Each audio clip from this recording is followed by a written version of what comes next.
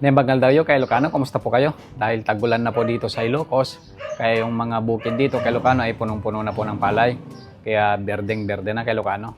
So panahon na naman ng palaka pagka ganun kay Ilocano kasi pabor sa kanila yon. Kaya magkakatay tayo ng palaka at mag-uulam tayo kay Ilocano. So tara, samahan niyo po ako ka Ilocano. Nembagal daw yo kay Ilocano, kumusta po kayo? So meron po nagbebenta ng palaka kay Ilocano. So lalaki. So may 1 kilo. So 300 daw kay Ilocano yung 1 kilo. Anong masarap na luto nito kay Ilocano? Palakang bukid. So kakatayin ni Banjo kay Ilocano. Binili natin. Anong masarap na luto ng palaka dyan sa inyo kay Ilocano? Dito sa amin mas masarap pagka ginataang palaka. Lalagyan mo ng atsuete. Tapos magiging kulay orange yung sabaw niya, parang Mickey. So kinakatay ni Banjo kay Ilocano yung palaka. Hindi ko na ipapakita para hindi tayo maban kay Facebook.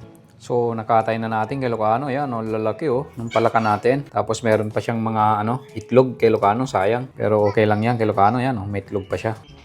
So lulutuin natin, gagawin natin ginataan. So luto na yung palaka kay Ilocano, nandito na siya oh, ginataan siya. Yan oh. Tapos meron siyang kamyas, masim-masim ng kaunti. Tapos may gata kay Ilocano, gata ng nyug.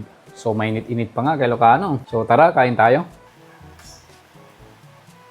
So, tikman natin yung sabaw kay Ilocano. Kung masarap siyang ipares sa kanin. Ang lapot ng sabaw, oh. Sarap ng pagkakaluto. So, tara, kain tayo kay Ilocano.